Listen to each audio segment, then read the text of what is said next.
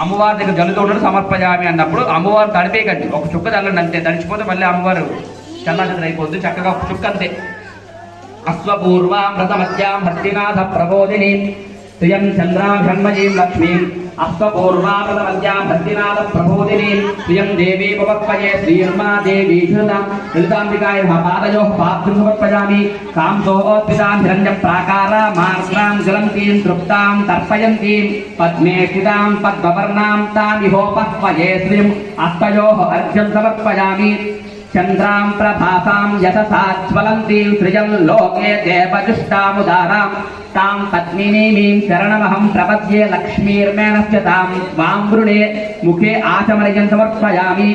ఆదిత్యవర్ణే తపసోऽధిజాతో వనస్పతిస్తవ వృక్షోऽథ బిల్వః తస్య ఫలాని తపసారుదంతు మాయాంతరాజాశ్చ బాహ్యా అలక్ష్మీః. లలితాంబికాయై నమః.